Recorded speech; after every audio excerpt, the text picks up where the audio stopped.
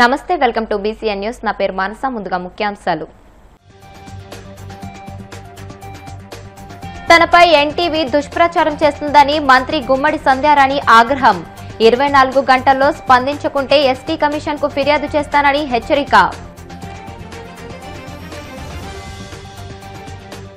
రాష్ట్రంలో కూటమి ప్రభుత్వం ఏర్పడిన తర్వాత ప్రభుత్వ ఉద్యోగులకు రక్షణ లేకుండా పోయింది YCP employees and pensioners wing అధ్యక్షుడు చంద్రశేఖర్ రెడ్డి ఆగ్రహం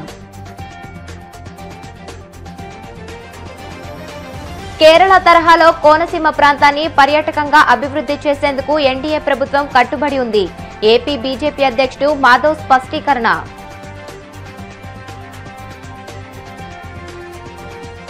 తిరుమల శ్రీవారిని దర్శించుకున్న కేంద్ర మంత్రి కిషన్ రెడ్డి ఆలయ మర్యాదలతో స్వాగతం పలికిన అధికారులు తనపై ఎన్టీవీ దుష్ప్రచారం చేస్తుందని మంత్రి గుమ్మడి సంధ్యారాణి ఆగ్రహం వ్యక్తం చేశారు తప్పుడు ఆరోపణలతో ఆ ఛానల్ కథనాలు ప్రసారం చేస్తుందని వాటికి ఆధారాలు చూపించాలని లేదా 24 గంటల్లో క్షమాపణలు చెప్పాలని మంత్రి డిమాండ్ చేశారు లేదంటే క్రిమినల్ కేసులు పెడతానని గిరిజన మహిళగా తన హక్కులకు భంగం కలిగించేలా ఫేక్ ప్రచారం చేసిన ఎన్టీవీపై జాతీయ ఎస్టీ కమిషన్ కు ఫిర్యాదు చేస్తానని సంధ్యారాణి స్పష్టం చేశారు గిరిజన సంక్షేమ శాఖకు చెందిన ఓ అధికారి ఏసీపీకి పట్టుబడిన వ్యవహారంలో తనపై ఎన్టీవీలో తప్పుడు కథనాలతో దుష్ప్రచారం చేస్తున్నారని ఆమె ఆరోపించారు గిరిజన మహిళగా తన ఎదుగుదల చూసి ఓర్వలేక తప్పుడు కథనాలు ప్రసారం చేస్తున్నారని అన్నారు లోకేష్ బాబు గారు నా మీద చూపిస్తున్నటువంటి పూర్తి నమ్మకం పూర్తి విశ్వాసాన్ని భరించలేని కొన్ని ఛానల్స్ సైకో జగన్మోహన్ రెడ్డికి అంటి పెట్టుకుని ఉండే కొన్ని ఛానల్స్ కావాలని విష ప్రచారం చేస్తున్నాయి నా బిడ్డ పుట్టినరోజు నేను విజయవాడలో చేసుకుంటే దాన్ని తిరుపతిలో చేసుకున్నానని నా ఫ్యామిలీ మొత్తం నా భర్త నా పిల్లలు అందరూ కేక్ కట్ చేసుకుంటూ ఏదో వాళ్ళంతా సరదాగా అక్కడ ఆడుకుంటుంటే ఆ ఫోటోని పెట్టి తిరుపతిలో సంధ్యారాణి కుటుంబం అంతా చిందులేసింది అని ఒక పైశాచికంగా చేస్తే నేను వెంటనే పోలీస్ కేసు పెట్టాను ఆ తర్వాత వాళ్ళు వచ్చి బ్రతిమాలుతున్నారు అంటే ఎక్కడ చేశామో తెలియకుండా కూడా ఆ రోజు నన్ను నల్లబెట్టాలని ప్రయత్నం చేశారు నేను మంత్రి అయిన 2 నెలల్లో జరిగినటువంటి సిచ్యువేషన్ ఇది ఎందుకు సోదరులందరికీ ఈ విషయం కూడా నేను చెప్తున్నాను అంటే నా మీద ఎంత దృష్టి పెట్టారో అనే విషయానికి మీకు చెప్తున్నాను నా బిడ్డలు పుట్టినరోజు నా ఇంట్లో నేను చేసుకుంటే మీకెందుకు అయ్యా ప్రాబ్లం మీ అందరూ మీ బిడ్డల పుట్టినరోజు మీరు చేసుకోవట్లే మీ ఇంట్లో మీరు ఫంక్షన్ చేసుకోవట్లే నిన్న 2 రోజుల క్రితం ఏ ఆధారాలు లేకుండా సైకో జగన్మోహన్ రెడ్డికి అంటి పెట్టుకున్నటువంటి ఒక ఛానల్ ఎందుకంటే నాకు విలేకరులన్నా మీడియా అన్నా అత్యంత గౌరవం ప్రతిపక్షంలో ఉండేటప్పుడు 10 మంది వచ్చి రోడ్డు మీదకి వచ్చి మేము ఒక ధర్నా చేసిన ఒక నిరాహార దీక్ష చేసిన మమ్మల్ని చెయ్యనివ్వకుండా అడ్డుకున్నటువంటి ఆ సైకో బ్యాచ్ కి విరుద్ధంగా చాలా మంది మాకు ఎంతో సపోర్ట్ చేసి ఈ రోజు వీళ్ళు చేస్తుంది కరెక్ట్ వీళ్ళు చేస్తుంది మంచి పని అని మమ్మల్ని సహాయ సహకారాలు అందించిన మీడియా మిత్రులకు ఇప్పుడు నేను రుణపడి ఉంటాను 10 మంది మేము బయటకు వచ్చి ఆ రోజు రోడ్డు మీద నిలబడ్డా మాకు పూర్తి సహాయ సహకారాలు అందించారు అలాంటి సమయం నుంచి ఈ రోజు నిన్న ఆధారాలు లేకుండా మీరు చెప్పట్టే ఛానల్ పేరు కూడా చెప్తాను ఎంత దారుణంగా నన్ను ఒక అసలు వాళ్ళకి ఏం ఆధారం ఉందో తెలియకుండా నా శాఖలో పనిచేస్తున్న ఒక ఉద్యోగి ఏసీపీ ట్రాప్ అయితే అది నాకా సంబంధం నేనా బాధ్యురాల్ని ఒక ఉద్యోగం తప్పు చేస్తే ఆ శాఖ అధిపతి మీద మీరు వేస్తారా నిజం చెప్పండి ఇంతవరకు ఏసీపీ ట్రాప్ లో ఎంతమంది పట్టుకున్నారు వాళ్ళందరూ అధిపతుల మీద వేశారా ఎవరైనా ఒక విఆర్ఓ దొరికితే ఎంఆర్ఓని అరెస్ట్ చేస్తారా ఒక విఆర్ఓ దొరికితే రెవెన్యూ శాఖ మంత్రి మీద రాస్తారా ఒక ఇంజనీర్ దొరికితే ట్రైబల్ వెల్ఫేర్ మినిస్టర్ మీద రాస్తారా మీకందరికీ తెలియదా అక్కడ ఏం జరిగిందో మంత్రిగా నేను ఉండగా 1 సంవత్సర కాలంలో నా శాఖలో ఎప్పుడైనా ఎక్కడైనా ఒక తప్పు అంశమైనా ఎవరైనా బయట తీయగలిగారా చూడగలిగారా కనీసం ఎందుకంటే క్రమశిక్షణ కలిగినటువంటి పార్టీలో క్రమశిక్షణ బద్దురాలని నేను పార్టీకి పనిచేసుకుంటున్నాను గవర్నమెంట్ లో కూడా అలాగే పనిచేస్తున్నాను ఇష్టానుసారంగా ఒక గిరిజన మహిళ నేను అంటే నేను ఆ విషయం కూడా ఎందుకు చెప్తున్నాను అంటే అంచెలంచెలుగా ఎదుగుతున్న నా ఎదుగుదలను ఎందుకు మీరు చూసి వాడలేకపోతున్నారు ఎందుకు అవాకులు చవాకులు పేలుతున్నారు ఎందుకు ఇక్కడ ఉన్నటువంటి అందరూ నా పార్టీ ప్రెసిడెంట్లు నా కేడరు వీళ్ళందరూ నాకు యాంటీగా ఉన్నారని ఎందుకు రాస్తున్నారు వీళ్ళందరూ నన్ను ఏదో అన్నారని లోకేష్ బాబు గారు తిట్టారని చంద్రబాబు నాయుడు గారు తిట్టారని ఇష్టానుసారంగా వాటన్నిటికీ కూడా రుజువులు చూపించి 12 గంటల లోపు మళ్ళీ మీరు తప్పని మీ ఛానల్లో వేసినా పర్వాలేదు, లేదా రుజువులు చూపించినా పర్వాలేదు, లేదంటే 24 గంటల్లో నేను మీ మీద కేసు వేయబోతున్నాను. నా మనసు చాలా కష్టం అనిపించింది. నా బిడ్డలు పుట్టినరోజు చేసుకుంటే మీరు ఓర్వలేకపోతే, నా శాఖలో ఎవరు దొరికితే అది నాకేంటి సంబంధం చూపించండి.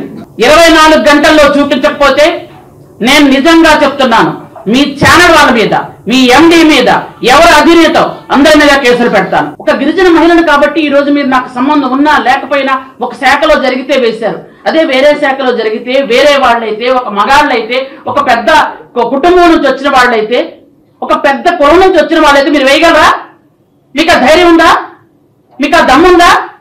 ఒక మధ్యతరగతి దాన్ని, ఒక సామాన్యమైన కుటుంబరాన్ని, ఒక ఆడదాన్ని, ఒక గిరిజన మహిళను కాబట్టే కదా మీరు నన్ను బజారు చేయాలనుకుంటున్నారు. చూపించండి నాకు ఆధారం. ఏ ఆధారం ఉందని మీరు అంత బజారు చేశారు? నన్ను ఏ ఆధారం ఉందని మీరు చూపిస్తున్నారు? ఈ రోజు ఆ ఛానల్ చెప్తున్నాను, మీరు కావాలంటే ఇక్కడే చెప్తాను. ఎన్టీవీ మీకేంటయ్యా నేను అన్యాయం చేశాను? మీకేం నిర్ద్రోహం చేశాను? మీకు ఆధారం ఉంటే చూపించండి. చూపించప్పుడు నన్ను అడగండి. మీరు ఎన్నెన్ని చేశారో మాకు తెలీదా? మీ ఛానల్లో ఏమేమి జరుగుతుందో నాకు తెలీదా? హైదరాబాద్ లో ఇంతకు పూర్వం మీరు చంద్రబాబు నాయుడు గారు ముఖ్యమంత్రిగా ఉన్నప్పుడు ఏమేమి వెలగబెట్టారో మాకు తెలీదా? మేము తీయగలం, మేము చెప్పగలం. కానీ నాకు పత్రికలన్నా, మీడియాలన్నా, ప్రజాస్వామ్యంలో మీ విలువలు తెలుసు, నాకు మీ గౌరవం తెలుసు. రాష్ట్రంలో కూటమి ప్రభుత్వం ఏర్పడిన తర్వాత ప్రభుత్వ ఉద్యోగులకు లక్షణం లేకుండా పోయిందని YCP employees and pensioners wing అధ్యక్షుడు నలమారు చంద్రశేఖర్ రెడ్డి మండిపడ్డారు. తాడేపల్లి వైసీపీ కేంద్ర కార్యాలయంలో ఆయన మీడియాతో మాట్లాడుతూ రాష్ట్రంలో ప్రతిరోజు ఎక్కడో ఒక చోట ఉద్యోగులపై కూటమి ఎమ్మెల్యేలు, నేతలు దాడులకు దిగుతున్న సంఘటనలు చోటు చేసుకుంటున్నాయని ఆగ్రహం వ్యక్తం చేశారు. చివరికి అసెంబ్లీ స్పీకర్ స్థానంలో ఉన్న అయ్యన్న పాత్రుడు సైతం పోలీసులపై బూతు పురాణంతో విరుచుకుపడటం దిగ్భ్రాంతిని కలిగిస్తుందని అన్నారు. అత్యున్నతమైన పదవుల్లో ఉండి కూడా ఇలా మాట్లాడడాన్ని తీవ్రంగా ఖండిస్తున్నామని తెలియజేశారు. అయ్యన్న పాత్రుడు ఉద్యోగుల విషయంలో తన నోరు అదుపులో పెట్టుకోవాలని హితవు పలికారు.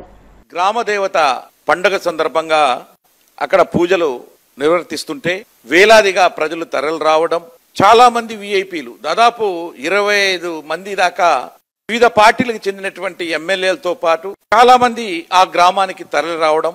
అదే సమయంలో ఆంధ్రప్రదేశ్ అసెంబ్లీ స్పీకర్ అయినటువంటి అయ్యన్న పాత్రుడు గారు కూడా కొంతమంది జనాన్ని వెంట వేసుకుని అక్కడికి రావడం, వచ్చిన వెంటనే పోలీసులు ఎక్కడ అని చిందులు వేయడం, నానా రకాలుగా దుర్భాషలు ఆడుతూ చెప్పలేని విధంగా మాట్లాడడం, నానా తప్పుడు మాటలు మాట్లాడడం, అందరి ముందు పక్కనున్నటువంటి వాళ్ళు కూడా రెచ్చిపోయి ఆయనకి సపోర్ట్ గా అరుపులు కేకలు పెట్టడం. అదే సమయంలో అక్కడ ఉన్నటువంటి పోలీసులు కొంతమంది ఇక్కడికి చేరుకుని, సార్ మేము ఇక్కడే ఉన్నాం పక్కనే అంటే, అప్పుడు వాళ్ళతో మీ సిఐ ఎక్కడ, మీ ఎస్ఐ ఎక్కడ అని చెప్పేసి నోటికి వచ్చినట్లు కూడా నోరు పారేసుకున్నటువంటి సంఘటన సోషల్ మీడియాలో ఈ రోజున వైరల్ అయింది. ప్రతి ఒక్కరు కూడా ఈ రాష్ట్రంలోనే కాదు దేశంలో ఉన్నటువంటి ప్రజలంతా కూడా దాన్ని చూసి ముక్కు మీద వేలు వేసుకుంటున్నారు. ఆంధ్రప్రదేశ్ అసెంబ్లీ స్పీకర్ గా ఉన్నటువంటి పెద్ద మనిషి ప్రభుత్వ అధికారుల మీద డ్యూటీలో వాళ్ళు కష్టపడి అంతమందిని అక్కడ విలేజ్ లెవెల్లో ఎక్కడ చాలా వేలకు మంది వచ్చినప్పుడు వాళ్ళని కంట్రోల్ చేస్తూ డ్యూటీలో కష్టపడుతుంటే వాళ్ళని అప్రిషియేట్ చేయాల్సింది పోయి నోటికి వచ్చినట్టుగా అదుపు లేకుండా తిట్టినటువంటి విషయాలన్నీ కూడా ఈ రోజున రాష్ట్ర ప్రజలందరూ కూడా విని ఆశ్చర్యాన్ని వ్యక్తం చేస్తా ఉన్నారు. అయితే నేను ఈ సందర్భంగా ఆ పెద్ద మనిషిని అడుగుతా ఉన్నా, అయ్యా యూఆర్ ఏ సీనియర్ పొలిటీషియన్, రాష్ట్ర అసెంబ్లీకి మరి మీరు స్పీకర్ గా ఉన్నారు, మరి చాలా హుందాగా మాట్లాడాలి, చాలా ఆఫీసర్స్ అందరికీ కూడా ఒక గౌరవప్రదంగా మరి సొసైటీలో ఉండే విధంగా మాట్లాడాలి. కానీ అనరాని మాటలతో అలా అందరి ముందు మీరు అకారణంగా దూషించడం అనే దాన్ని మాత్రం నేను YSRCP employees and pensioners wing తరఫు నుంచి తీవ్రంగా ఖండిస్తున్నాను. అయ్యా మీరు పెద్దవారు ఉండొచ్చు, మీరు బాగా తెలివిగలిగినటువంటి వాళ్ళు కావచ్చు, మీరు రాష్ట్రంలో ఉన్నటువంటి కూటమి ప్రభుత్వంలో స్పీకర్ గా ఉండొచ్చు, ఫార్మర్ మినిస్టర్ అయి ఉండొచ్చు, ఏదైనా ఉండండి, కానీ ఉద్యోగుల గురించి మాట్లాడేటప్పుడు కొంచెం నోరుని అదుపులో పెట్టుకుని మాట్లాడాలి అని చెప్పేసి కూడా నేను ఈ సందర్భంగా ఆయనకు హితవు చేస్తున్నాను. చాలా దుర్మార్గంగా అకారణంగా మాట్లాడాడు. మరి అలా జరగకుండా మరి రాబోయే రోజుల్లో ఆయన కొంచెం కంట్రోల్ గా ఉండడం పద్ధతి అని చెప్పేసి కూడా నేను ఈ సందర్భంగా తెలియజేస్తా ఉన్నా. పోలీసులు పక్కనే ఉంటే మరి వాళ్ళ ఎస్ఐని సిఐని నోటుకు వచ్చినట్టు మాట్లాడితే అది ఒక అసెంబ్లీ స్పీకర్ కి తగునా అని చెప్పేసి కూడా నేను ఈ సందర్భంగా క్వశ్చన్ చేస్తున్నా. అయితే ఏమైందో కానీ ఈ రాష్ట్రంలో నేను ఎప్పుడూ చూడలేదు. ఈ కూటమి ప్రభుత్వంలో ప్రభుత్వ ఉద్యోగుల మీద నోరు పారేసుకుంటున్నారు ఈ రోజు ఉన్నటువంటి ఈ యొక్క నాయకులు, చోటా నాయకుల నుంచి కూడా పెద్ద నాయకుల వరకు, అంటే ఎమ్మెల్యేలు, స్పీకర్లు, వీళ్ళందరూ కూడా. అయితే రాత్రి ఒక సంఘటన మర్చిపోక ముందే ఇంకొక సంఘటన ఇంకొక దగ్గర జరుగుతూ ఉంది. నేను మొన్న కూడా చెప్పాను, అయ్యా ముఖ్యమంత్రి గారు, మీరు సరైనటువంటి యాక్షన్ తీసుకోకపోతే మీ పొలిటికల్ లీడర్స్ ఉద్యోగస్తుల మీద డోరు పారేసుకుంటున్నారు, వాళ్ళు ఇష్టం వచ్చినట్టు వ్యవహరిస్తున్నారు, దాడి చేస్తున్నారు, కొడుతున్నారు, దుర్భాషలాడుతున్నారు. ఏదైనా ఉంటే తప్పు ఉంటే వాళ్ళ మీద పై అధికారులకి ఫిర్యాదు చేసి వాళ్ళ మీద యాక్షన్ తీసుకోండి. కానీ కేరళ తరహాలో కోనసీమ ప్రాంతం అన్ని విధాలుగానూ అభివృద్ది సాధించేలా ఎన్డీఏ ప్రభుత్వం ప్రణాళికలు చేస్తుందని ఏపీ బీజేపీ అధ్యక్షుడు పీవీఎన్ మాధవ్ అన్నారు. సారథ్య యాత్రలో భాగంగా కోనసీమ జిల్లా అమలాపురంలోని కాపు కళ్యాణ మండపంలో బీజేపీ జిల్లా అధ్యక్షుడు అడబాల సత్యనారాయణ అధ్యక్షతన జరిగిన బీజేపీ సమావేశంలో ఆయన ముఖ్య అతిథిగా పాల్గొని ప్రసంగించారు. ఈ నెల 30న డీనోటిఫైడ్ ట్రైబ్ పేరుతో ప్రధాని విజయవాడలో బహిరంగ సభ ఏర్పాటు చేశారని, సంచార జాతుల అభ్యున్నతికి 3 సభ్యులతో కేంద్ర కమిటీని ఏర్పాటు చేసి వారికి అవసరమైన ఆధార్తో పాటు అన్ని ధృవీకరణ పత్రాలను అందజేసేందుకు ఏర్పాట్లు చేశారని తెలియజేశారు. పార్టీ కోసం పనిచేసే ప్రతి ఒక్కరిని బీజేపీ అధిష్టానం గుర్తించి తగు ప్రాధాన్యం కల్పిస్తుందని అన్నారు.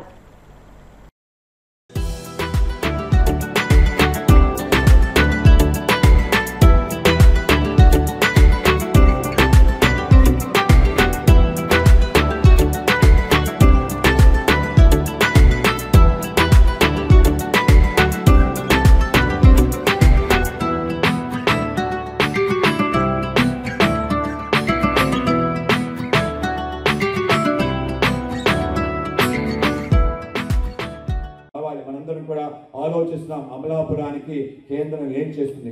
గతంలో కేంద్రం చేసింది, ఇప్పుడు కూడా చేస్తుంది. స్వర్గీయ జిఎంసి బాలయ్య గారు ఆయన స్పీకర్గా ఉండటం అందరికీ గర్వకారణం. ఆ విధంగా ఆయన స్పీకర్గా మారిన తర్వాత నా ప్రాంతానికి రైలు తీసుకొస్తానని కలగన్నాడు. మామూలు కల కాదు, అది అసాధ్యమైన విషయం. ఎందుకంటే హౌరా నుంచి చెన్నైకి వెళ్ళే రోడ్లో ఒక పక్క దారి మళ్లించి ఒక ట్రైన్ రావాలి అంటే మామూలు విషయం కాదు. ఆయన అన్నాడు, తప్పనిసరిగా రావాలి, అది నా కళ, నా చిన్ననాటి కళ. ఈ మా ప్రాంతంలో రైలు ఎలా ఉంటుందో తెలియని ప్రజలున్నారు, వాళ్ళందరికీ మొదటిసారి ట్రైన్ తీసుకొచ్చే అవకాశం నాకు కల్పించాలని చెప్పి కాకినాడ నుంచి నర్సాపురం వరకు 102 కిలోమీటర్ల రైల్వే లైన్ రూపకల్పన చేసి ఆయన స్వయంగా ఉండి ఆ సర్వే చేయించి దానికి నిధులు తప్పనిసరిగా కేంద్రం ఇవ్వాలి. ఇప్పుడు కాసేపు ప్రకటనలు.